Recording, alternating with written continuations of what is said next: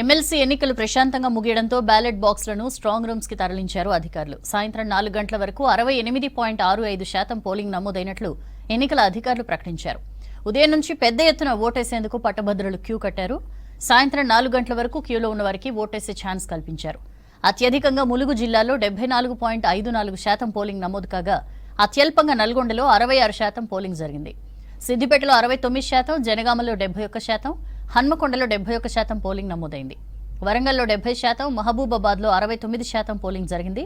భూపాల్పల్లిలో 69% నమోదైంది. భద్రాద్రిలో 68%, ఖమ్మంలో 65% నమోదైంది. సూర్యాపేటలో 70% పోలింగ్ జరిగినట్లు ఎన్నికల సంఘం ప్రకటించింది. ఎన్నికలు ప్రశాంతంగా ముగియడంతో బ్యాలెట్ బాక్స్లను స్ట్రాంగ్ రూమ్స్ కి తరలించారు. వచ్చే నెల 5న ఓట్ల లెక్కింపు చేయనున్నారు.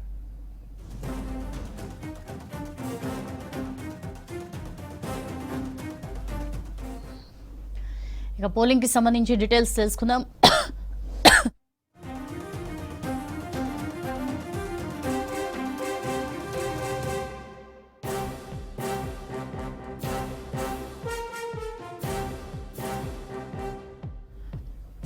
వరంగల్ నుంచి కృష్ణమోహన్ మనతో లైవ్ లో జాయిన్ అవుతున్నారు. డీటెయిల్స్ తెలుసుకుందాం. కృష్ణమోహన్, 4 గంటల వరకే 68% పోలింగ్ నమోదైంది. సో ఇంకా పెరిగే అవకాశం ఉందా? ఏంటి ఇన్ఫర్మేషన్?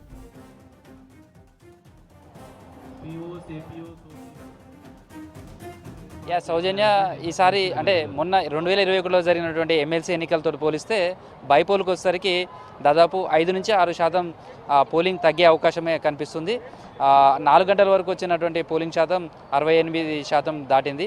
కానీ 4 గంటల వరకే ఇంకా చాలామంది ఓటర్లు ఓటు వేయడానికి పోలింగ్ బూత్లలో ఉన్నారు. కొన్ని పోలింగ్ బూత్లకు సంబంధించి దాదాపు 5:30-6 గంటల వరకు కూడా పోలింగ్ జరిగింది. అవంతా కూడా ఇన్ఫర్మేషన్ రావడానికి అఫీషియల్గా మరికొంత సమయం పట్టే అవకాశం ఉంది. మొత్తంగా ఓవరాల్గా చూస్తే మాత్రం ఈసారి బైపోల్కు సంబంధించి కొంతమేర ఓటింగ్ శాతం తగ్గిందని చెప్పచ్చు. దానికి ప్రధానమైనటువంటి కారణం ఓటర్లను చైతన్యవంతం చేయడంలో కావచ్చు, లేదా తరలించడంలో కొంత తక్కువ ప్రభావం చూపించిందనే చెప్పుకోవచ్చు. సేమ్ టైంలో లోకల్గా ఉన్నటువంటి ఓటర్స్ మాత్రమే ఓటేశారు. ఎక్కువగా గ్రాడ్యుయేట్స్ అనేకి సంబంధించి కూడా హైదరాబాద్ లాంటి ప్రాంతాలకు, ఇటు నల్గొండ కావచ్చు, ఇటు వరంగల్, అదేవిధంగా ఖమ్మం జిల్లాకు సంబంధించి చాలామంది హైదరాబాద్లో ఉపాధి కోసం వెళ్తూ ఉంటారు. ఎన్నికల టైంలో లాస్ట్ టైం చాలామందిని వాళ్ళను ఆయా పోలింగ్ కేంద్రాలు వాళ్ళ జిల్లాలకు తీసుకురాగలిగారు, ఓటింగ్ చేయించగలిగారు. దాంట్లో అప్పుడు ఉన్నటువంటి రాజకీయ పార్టీలు కూడా చాలా ప్రభావం చూపించాయన్నట్టుగా తెలుస్తుంది. కానీ బైపోల్కి వచ్చేసరికి మాత్రం అలాంటి ప్రభావం కనిపించలేదు. చాలామంది హైదరాబాద్ ఆ ప్రాంతాల్లో ఉన్నటువంటి వాళ్ళు చాలా తక్కువ మంది తమ ప్రాంతాలకు వచ్చి ఓటు వేశారని చెప్పచ్చు. దీంతో ఆ ప్రభావం కనిపించడంతో ఓటింగ్ శాతం అయితే లాస్ట్ టైం జరిగినటువంటి పోలింగ్తో పోలిస్తే తక్కువగా ఉంది. అయితే ఉదయం జరిగినటువంటి ఓటింగ్ సరళి చూస్తే మార్నింగ్ అవర్స్లో చాలామంది ఓటు వేయడానికి వచ్చారు. గతంలో జరిగినటువంటి ఎమ్మెల్సీ ఎన్నికల్లో పోలిస్తే ఈసారి కంటిన్యూగా ఓటర్స్ వచ్చారు. అది చూసినప్పుడు అధికారులు ఒక అంచనాకు వచ్చారు. లాస్ట్ టైం పడినటువంటి ఓటింగ్ శాతానికి దాదాపుగా దగ్గరికి రావచ్చు, లేకుంటే 1-2% ఎక్కువగానే నమోదవుతుంది అనేది ఉదయం 11 గంటల వరకు ఉన్నటువంటి ఓటింగ్ సరళిని కొంత అంచనా వేశారు. కానీ ఓటర్లు కంటిన్యూ వస్తున్నప్పటికీ కూడా గత పోలింగ్ తోటి పోలిస్తే మాత్రం ఓటింగ్ శాతం తగ్గిందనే చెప్పచ్చు. దీనికి ప్రధానమైనటువంటి కారణమైతే హైదరాబాద్ లాంటి ప్రాంతాలకు ఉపాధి కోసం వెళ్ళినటువంటి వాళ్ళు యూత్ ఎక్కువగా రాలేదు అనే ఒక భావన మాత్రం కనిపిస్తుంది. అదే కారణంగానే కొంత పోలింగ్ శాతం తగ్గడానికి కూడా కారణమందని చెప్తున్నారు. లాస్ట్ టైం ఎలక్షన్కి సంబంధించి కూడా ఎన్రోల్మెంట్ చేసే విషయంలో కూడా లాస్ట్ జరిగినటువంటి 2021లో జరిగినటువంటి ఎమ్మెల్సీ ఎన్నికలప్పుడు కానీ 2024 ఈసారి జరిగినటువంటి ఇప్పుడు బైపోల్కు సంబంధించి చూస్తే కూడా ఎన్రోల్మెంట్లో కూడా చాలా తక్కువగా జరిగింది. చాలామంది ఎన్రోల్ చేసుకోలేదు. చాలామంది మొన్నటి ఎమ్మెల్సీ ఎన్నికల్లో ఓటేసాం కాబట్టి మా ఓటు ఉంటుంది అనేది చాలామంది అనుకున్నారు. అయితే కొత్తగా ఎన్రోల్ చేసుకోవాల్సిన అవసరం ఉండే, అది చాలామంది నెగ్లెక్ట్ చేశారు. తమ ఓటు ఉంటుంది అనుకున్నారు. అట్లా చాలామంది ఓటు రాలేకపోయింది, వాళ్ళు ఓటు వేయలేకపోయారు. ఎన్రోల్మెంట్ చేసుకున్నటువంటి వాళ్ళు కూడా చాలామంది హైదరాబాద్ ప్రాంతాలకు సంబంధించినటువంటి వాళ్ళు ఎక్కువగా పోలింగ్కు రాకపోవడంతో కూడా పోలింగ్ శాతం తగ్గిందని చెప్పచ్చు. ప్రస్తుతం అయితే పోలింగ్ పూర్తవడం 52 మంది అభ్యర్థులకు సంబంధించిన భవితవ్యం అంతా కూడా నిక్షిప్తమైనటువంటి పోలింగ్ బాక్సులంతా కూడా ఇక్కడ రిసెప్షన్ సెంటర్స్కు చేరుకున్నాయి. ప్రతి జిల్లా కేంద్రంలో కూడా రిసెప్షన్ సెంటర్లు ఉంటాయి. అక్కడికి ఈ బ్యాలెట్ బాక్సెస్ అంతా కూడా చేరుకుంటాయి. ఇవంతా కూడా ఇక్కడ స్ట్రాంగ్ రూమ్లకు తరలిస్తారు. అవంతా కూడా పూర్తయిన తర్వాత ఇక్కడి నుంచి ఎస్కార్ట్ తోటి మళ్ళీ నల్గొండకు ఆర్ఓ కార్యాలయంకి తరలిస్తారు. అక్కడ 5వ తారీఖు నాడు కౌంటింగ్ జరగనున్నది. అయితే మనం లాస్ట్ టైం సంబంధించినటువంటి ఎన్నికల జరిగినటువంటి సరళి కావచ్చు, అప్పుడు పడినటువంటి ఓటింగ్ శాతం చూస్తే 2021లో జరిగిన పట్టభద్రుల ఎన్నికలలో 76.73% పోలింగ్ నమోదైంది. అప్పుడు 3,87,969 మంది ఓటర్లు తమ ఓటు హక్కును వినియోగించుకున్నారు. అందులో అయితే ప్రధానంగా చెల్లని ఓట్లు అయితే 6% వరకు ఉన్నాయి. దాదాపు 21,696 ఓట్లు సరైనటువంటి తీరుగా నిబంధనలు పాటించకుండా ఓటు వేయటం, చిన్న చిన్న పొరపాట్లతోటి ఓట్లు చెల్లకుండా పోయాయి.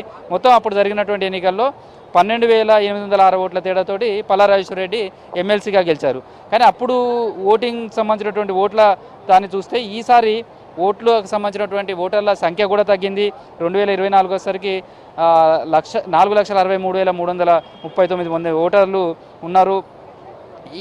ఈ ఓటింగ్ సంబంధించి 4 గంటల వరకు కూడా చూస్తే మొత్తం 3,18,445 మంది తమ ఓటు హక్కు వినియోగించుకున్నారు. అయితే మరికొంత 2% నుంచి 3% వరకు పెరగవచ్చు అనేది అంచనా వేస్తున్నారు. కానీ గతంలో జరిగినటువంటి లాస్ట్ టైం జరిగినటువంటి ఎన్నికలకు బైపోల్కి వచ్చినటువంటి పోలింగ్ సంబంధించి సరళి కనుక చూస్తే ఓటింగ్ శాతం అయితే తగ్గుతున్నట్టుగానే కనిపిస్తుంది. ఒక దశలో అయితే ఫస్ట్లో అయితే 60% జరుగుతుందని అంచనా వేశారు. ఆ తర్వాత ఎన్నికల ప్రచారాలు హోరెత్తాయి. అన్ని పార్టీలకు సంబంధించి కూడా చాలా పెద్ద ఎత్తున ప్రచారం చేశారు. పోలింగ్ సరళి ప్రారంభమైనప్పుడు ఓటర్లు వచ్చినటువంటి తీరు కావచ్చు, ఇవంతా చూస్తే లాస్ట్ టైం అంటే ఓటింగ్ కూడా పెరుగుతుందని అంచనా వేశారు. కానీ చివరికి వచ్చేసరికి అఫీషియల్గా 4 గంటలకు వచ్చినటువంటి లెక్కల ప్రకారం కావచ్చు, ఆ తర్వాత కూడా ఉన్నటువంటి ఓటర్ల కొన్ని పోలింగ్ కేంద్రాలలో ఉన్నటువంటి ఓటర్లు వీటన్నిటిని అంచనా వేస్తే మరో 2-3% కంటే ఎక్కువ పెరిగే అవకాశం ఉండదంటున్నారు. దీంతో 5 నుంచి 6% డిఫరెన్స్ తక్కువగా ఈ బైపోల్లో పోలింగ్ అయింది అన్నట్టుగా తెలుస్తుంది. ప్రధానంగా 3 పార్టీలకు సంబంధించినటువంటి అభ్యర్థుల మధ్య గట్టి పోటీ కనిపించింది. ఇటు కాంగ్రెస్ పార్టీ నుంచి తీన్మార్ మల్లన్న, అదేవిధంగా బీజేపీ నుంచి ప్రేమేందర్ రెడ్డి, బీఆర్ఎస్ పార్టీ నుంచి రాకేష్ రెడ్డి, ముగ్గురు పోటీ చేస్తున్నారు. ఇందులో రాకేష్ రెడ్డి మొదటిసారి ఎమ్మెల్సీగా పోటీ చేస్తుంటే మిగతా 2 అభ్యర్థులు కూడా గతంలో పోటీ చేసిన వాళ్ళే. తీన్మార్ మల్లన్న లాస్ట్ టైం ఇండిపెండెంట్గా పోటీ చేశారు, చాలా గట్టి పోటీ ఇచ్చారు. చివరి వరకు కూడా ఆయన పోరాడారు, సెకండ్ రన్నర్గా నిలిచారని చెప్పొచ్చు. చాలా స్వల్ప తేడాతో ఓడిపోయారు. కానీ ఈసారి ఆయన కాంగ్రెస్ పార్టీ అధికార పార్టీ నుంచి నిలబడ్డారు. ఆయన అనేక సెక్టార్స్ నుంచి కూడా ఆయనకు సపోర్ట్ నిలిచింది. ఆయనకు మద్దతుగా మంత్రులు కావచ్చు, ఎమ్మెల్యేలు వీళ్ళంతా కూడా ప్రచారంలో పాల్గొన్నారు. సేమ్ మిగతా ఇటు బీఆర్ఎస్కి సంబంధించి కావచ్చు, అటు బీజేపీకి సంబంధించి కూడా ఇది 34 నియోజకవర్గాల అసెంబ్లీ నియోజకవర్గాల్లో ప్రభావం చూపిస్తుంది కాబట్టి ప్రతిష్టాత్మకంగా తీసుకొని ఈసారి ప్రచారాలు హోరెత్తించారు. ఈ నేపథ్యంలో పోలింగ్ శాతం పెరుగుతుంది అనేది కొంత అంచనా వేశారు. కానీ పూర్తిగా చూస్తే లాస్ట్ టైం ఎలక్షన్స్ కంటే కూడా పోలింగ్ శాతం తగ్గుతుంది. ఈ తగ్గిన పోలింగ్ శాతం కావచ్చు, లేదా ఏ పార్టీకి ఎంత మేలు జరుగుతుంది అనే దాని మీద సంబంధించి కూడా ఇప్పటికే లెక్కలు వేసుకుంటున్నారు.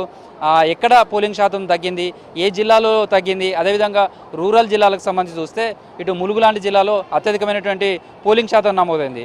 అర్బన్కి వచ్చేసరికి కొంత తక్కువగా ఉంది. ఈ లెక్కలు వేసుకుంటున్నారు. అంటే రూరల్ ఓటింగ్ ఎలా ఉంది, తర్వాత ఉదయం నుంచి మధ్యాహ్నం వరకు పడినటువంటి కేటగిరీగా ఓటర్స్ ఏ సెక్షన్స్ వాళ్ళు ఓటు వేశారు, ఎంప్లాయీస్ ఏ టైంలో వేశారు, వాళ్ళ ఓటింగ్ ఎలా ఉంటుంది, తర్వాత ఈసారి తమకు ఎలా మేలు జరుగుతుంది, మొత్తంగా ఓవరాల్గా ఓటింగ్ సంబంధించినటువంటి అన్నీ అఫీషియల్గా వచ్చిన తర్వాత ఎలా ఉండబోతుంది అనే దానికి సంబంధించి అయితే మాత్రం అభ్యర్థులు కావచ్చు, ఆ పార్టీలకు సంబంధించిన లీడర్లు లెక్కలు వేసుకోవడంలో మునిగిపోయారు. మరోవైపు ఈ 5వ తారీఖు కోసం అందరిలోనూ టెన్షన్ ఉంది. అయితే గతంలో కౌంటింగ్ సంబంధించి దాదాపు 4-5 రోజుల పాటు కౌంటింగ్ జరిగింది. చాలా లాంగ్ ప్రాసెస్లో జరిగింది. అయితే ఎలక్షన్ కమిషన్ ఈసారి 8వ తారీఖు వరకే, అంటే 5వ తారీఖు ప్రారంభమైతే 8వ తారీఖు వరకే దీని రిజల్ట్ మొత్తం కూడా పూర్తి చేయాలనేది ఒక లక్ష్యంగా నిర్ణయించినట్టుగా అధికారులు చెప్తున్నారు. దానికి తగ్గట్టుగా ఈసారి కౌంటింగ్ చాలా స్పీడ్గా జరగడానికి దానికి సంబంధించినటువంటి ఒక శిక్షణ కూడా ఇచ్చారు. 8వ తారీఖు పూర్తి చేయాలనే ఒక టార్గెట్ కూడా పెట్టినట్టుగా కూడా తెలుస్తుంది. 3 రోజుల్లోనే పూర్తిగా ఈ కౌంటింగ్ అంతా కూడా చేయాలని భావిస్తున్నారు. మొత్తానికైతే ఓవైపు అధికారులు ఏమో పోలింగ్ పూర్తయింది, ఈ పోలింగ్ సంబంధించినటువంటి బ్యాలెట్ బాక్సులంతా కూడా జంబో బ్యాలెట్ బాక్సులు అన్నీ కూడా ఆయా జిల్లా కేంద్రాల్లోని రిసెప్షన్ సెంటర్లకు చేరుకున్నాయి. అవన్నిటి కూడా సీల్ అయిన తర్వాత వాటన్నిటి రికార్డ్స్ అవన్నీ కూడా చేసిన తర్వాత ఎలక్షన్స్ రూల్స్ ప్రకారం వాటన్నిటిని కూడా నల్గొండ ఆర్ఓ కార్యాలయానికి తరలించడం, తర్వాత 5వ తారీఖు నాడు జరగాల్సినటువంటి కౌంటింగ్ వాటన్నిటి మీద దృష్టి సారిస్తే అభ్యర్థులు కావచ్చు, ప్రధానమైన ఈ 3 పార్టీలకు సంబంధించినటువంటి అభ్యర్థులు కావచ్చు, ఆ పార్టీలకు సంబంధించిన నాయకులు మాత్రం ఓటింగ్ సరళికి సంబంధించి ఈసారి ఓటింగ్ శాతం తగ్గడం, ఆ తగ్గిన ఓటింగ్ శాతం ఏ ప్రాంతాల్లో తగ్గింది, ఎందుకు తగ్గింది, తగ్గడం వల్ల తమకు మేలు జరుగుతుందా లేకపోతే నష్టం చేకూరుతుందా, ఇలాంటి లెక్కల్లో అయితే వాళ్ళంతా ఉన్నారు. ప్రస్తుతం ఆ వాటికి సంబంధించినటువంటి టెన్షన్లోనే ఉంది. ఇదంతా రిజల్ట్కి సంబంధించి 5వ తారీఖు నాడు కౌంటింగ్లో తేలనుంది. మొత్తానికైతే పోలింగ్ మాత్రం చాలా ప్రశాంతంగా జరిగింది. 1-2 చోట్ల చిన్న చిన్న ఇన్సిడెంట్లు జరిగాయి. వరంగల్ ఉమ్మడి జిల్లాకు సంబంధించి కూడా ఒక 3 కేసులు కూడా నమోదయ్యాయి. అది కూడా హన్మకొండ పరిధిలోనే బీఆర్ఎస్ పార్టీకి సంబంధించినటువంటి వాళ్ళ మీదనే 3 కేసులు నమోదయ్యాయి. ఒకటి చోటనేమో ఓట్లకు డబ్బులు పంచుతున్న సమయంలో పట్టుకోవడం, రెండోదేమో పోల్ చిట్టీల పేరు మీద అభ్యర్థి ఫోటోతోటి వాటిని ఎలక్షన్ వైలెన్స్ చేస్తున్నటువంటి ఇష్యూస్లలో 3 కేసులు మాత్రం నమోదయ్యాయి. ఇలాంటి చిన్న చిన్న ఇష్యూస్ తప్ప పోలింగ్ అయితే ప్రశాంతంగా జరిగింది. లాస్ట్ టైం పోలింగ్ జరిగిన దానికంటే అయితే మాత్రం కొంత తక్కువగానే పోలింగ్ శాతం నమోదయ్యే అవకాశం ఉందనేది అంచనా వేస్తున్నారు. 9:30-10 గంటల తర్వాత అయితే ఈ రిసెప్షన్ సెంటర్ అంటే జిల్లా కేంద్రాల నుంచి నల్గొండకు బ్యాలెట్ బాక్సెస్ అంతా కూడా కార్గో వెహికల్స్, ఆర్టీసీకి సంబంధించినటువంటి కార్గో వెహికల్స్లలో భారీ బందోబస్తు మధ్య నల్గొండ ఆర్ఓ కార్యాలయం దగ్గరికి చేరుకొని ఉన్నాయి. సౌజన్య. Right Krishnamohan, thank you.